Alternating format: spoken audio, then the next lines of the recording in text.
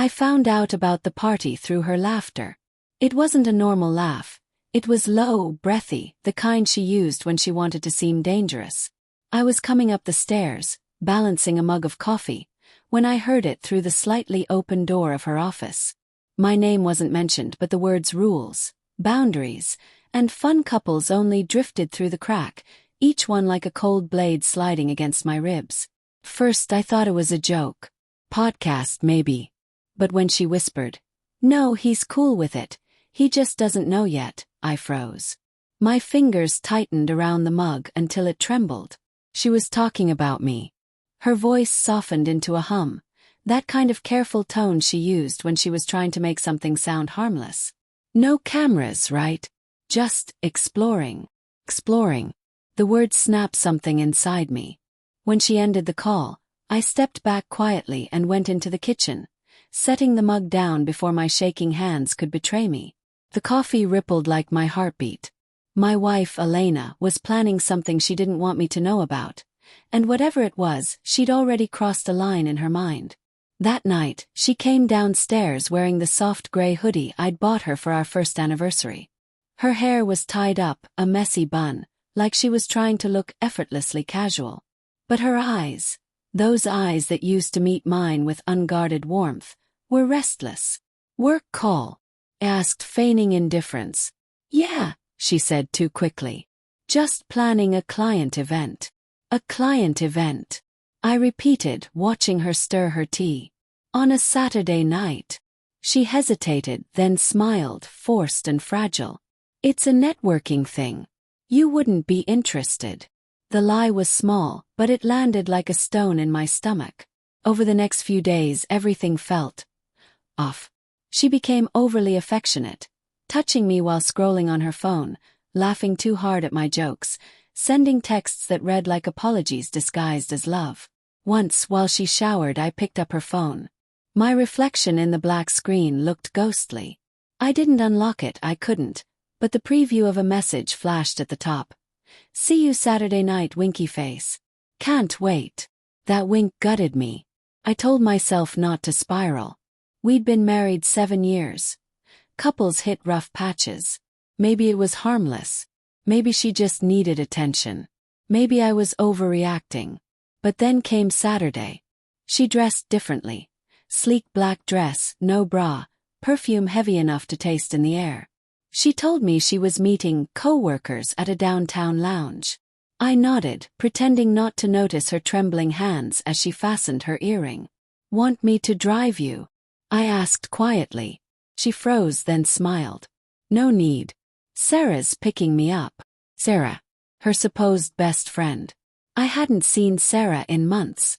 After she left, silence swallowed the house. The ticking clock on the wall felt accusatory, each second reminding me that trust wasn't infinite. It could bleed out slowly until there was nothing left.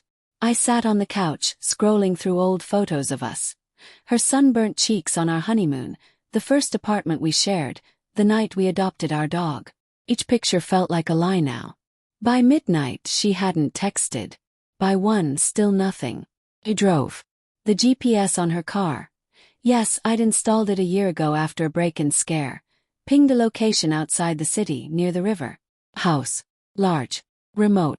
My chest constricted as I parked a block away, watching cars pull up to the gated driveway, each one unloading well-dressed couples laughing too freely. When I got closer, music throbbed through the ground. Deep, slow, sensual. The windows were tinted, but flashes of light revealed silhouettes. Too close. Too intimate. And then, through the half-open door, I saw her. Lena. My wife. Laughing, drink in hand, her arm looped around a man's neck.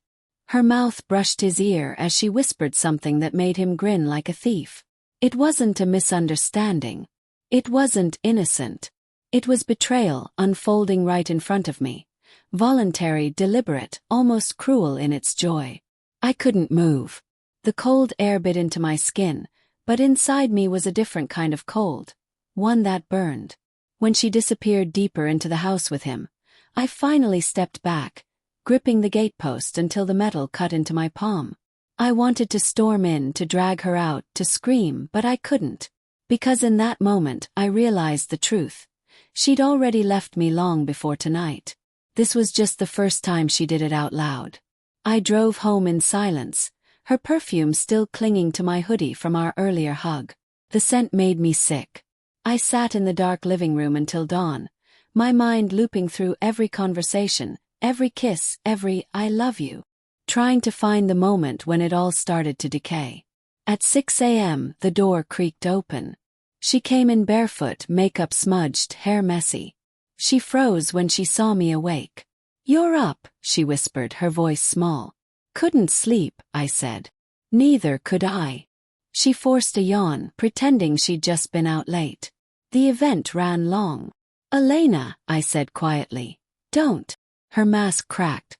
A flicker of guilt crossed her face before she turned away. "I didn't mean for it to go that far," she said finally, her voice trembling. "It was supposed to be just curiosity. Just watching." "Watching what?" I asked. "Other people destroying their marriages." Tears welled in her eyes, but I didn't move toward her. "Couldn't." "You wouldn't understand," she whispered. "It wasn't about cheating, it was about feeling alive again." "Alive?" I laughed bitterly. "You needed someone else's hands on you to remember you're alive?" Her silence was worse than an answer. That was the moment I realized something brutal. The woman standing in front of me wasn't the one I'd married. She was a stranger wearing my wife's face. That morning I packed a small bag and left. She didn't stop me. Outside, the dawn light felt sharp, almost metallic, cutting through the fog. My phone buzzed once, her message. "Please don't hate me. I just didn't know how to tell you what I needed." I stared at it for a long time before turning it off. Because I didn't hate her. I hated that she'd made me question every memory, every promise, every version of love I'd ever believed in. It's strange how quiet a house becomes when love leaves it. The silence wasn't peaceful, it was suffocating. Every creak in the floorboards, every hum of the refrigerator, every echo of my wife's laugh inside my memory became a kind of punishment. I'd moved into a small apartment 2 weeks after I left, but I still hadn't unpacked. My suitcase sat half open on the floor like a wound that refused to close. The nights were the worst. I'd wake up expecting the weight of her next to me, her slow breathing, her warmth, but all I got was cold sheets and the distant sound of city traffic. Sometimes I'd reach for her before I remembered what she'd done.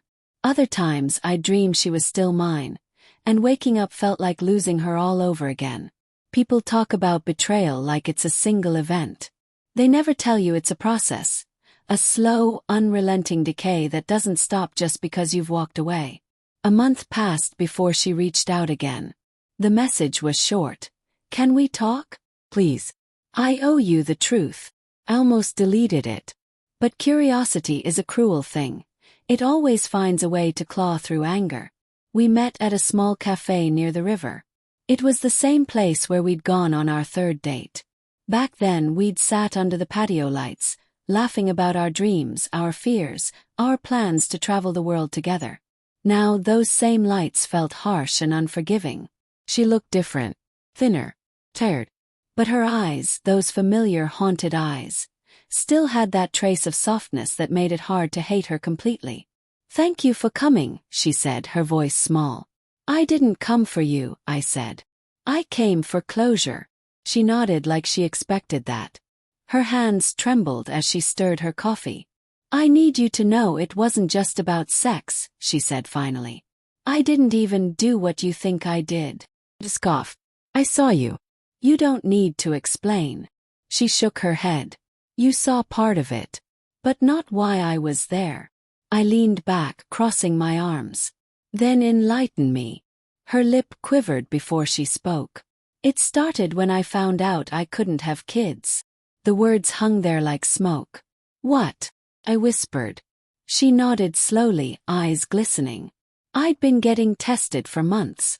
I didn't tell you because I couldn't face the shame. You've always wanted a family and I felt broken. The doctor said there was less than a 5% chance. And something inside me just shut down. I didn't speak. Couldn't. My throat was tight. I went to that party, she continued, because I wanted to feel like I still had control over something. Like I could still make choices about my body, about desire, about being wanted. I didn't sleep with anyone, but I flirted, I played the part, and for a few hours I felt powerful again. Then I saw you in the doorway, and everything collapsed. Her voice cracked then. You have every right to hate me. But please believe me, I never wanted to hurt you. I just didn't know how to tell you I wasn't the woman you married anymore. I should have felt pity, compassion, maybe even understanding. But all I felt was exhaustion. Do you think that makes it better? I asked quietly. That you humiliated me for the sake of feeling powerful? She shook her head, tears spilling freely now. No. I know it makes it worse. I just wanted you to understand that it wasn't love I was chasing. It was escape. That word escape sank deep. I realized then that betrayal isn't always about desire. Sometimes it's about fear. The fear of being unloved, unwanted, or unworthy. And in that fear, people make decisions that destroy the very thing they were trying to protect. When I stood to leave, she reached for my hand. Is there any chance you could forgive me? She whispered. I pulled away gently. Forgiveness isn't the problem, I said. It's trust. And trust doesn't grow back. Her sobs followed me out the door, but I didn't look back. I'd done enough looking back to last a lifetime. In the weeks that followed, I tried to rebuild myself from the ashes of who I'd been. I started running in the mornings, just to feel my lungs burn. I took up painting again. I saw friends I hadn't spoken to in years. Little by little, life started to fill the empty spaces she'd left behind. Then one evening, as I was leaving work, I got a call from an unknown number. Elena's been in an accident, a voice said. She's at St. Catherine's. My heart stopped. When I got there, she was awake, bruised but conscious. The nurse said she'd been in a minor car crash. Nothing fatal, just shaken. When she saw me, she smiled weakly. Didn't think you'd come. I almost didn't, I admitted. She reached for my hand. You shouldn't waste your compassion on me. I looked at her, this fragile version of the woman I'd once loved so fiercely, and realized something I hadn't before. I no longer wanted revenge or closure or even answers. I just wanted peace. I'm not here because I still love you, I said softly. I'm here because I once did. She nodded, tears rolling down her temples. That's enough. We talked for a while about small things, about nothing at all. And when I left, it felt like closing a chapter I'd been trapped inside for too long. Months later, I received an envelope in the mail. No return address. Inside was a single photograph. Me and Elena, from our honeymoon in Santorini. On the back, in her handwriting, were 4 words. You deserved the truth. For a long time, I stared at that picture, tracing the edges with my thumb. Then, for the first time in a year, I smiled. Not because everything was fine, it wasn't, but because I finally understood that healing doesn't mean forgetting. It means remembering without bleeding. Elena and I never spoke again. I heard she moved to another city, started teaching art therapy, helping women who felt broken reclaim their sense of self. Maybe that was her penance. Maybe it was her redemption. As for me, I learned that betrayal doesn't define you. It refines you. It burns away the illusions until all that's left is the truth of who you are and what you're willing to rise from. And I did rise. Because sometimes the most brutal aftermath isn't the destruction of love, it's the rebirth that follows.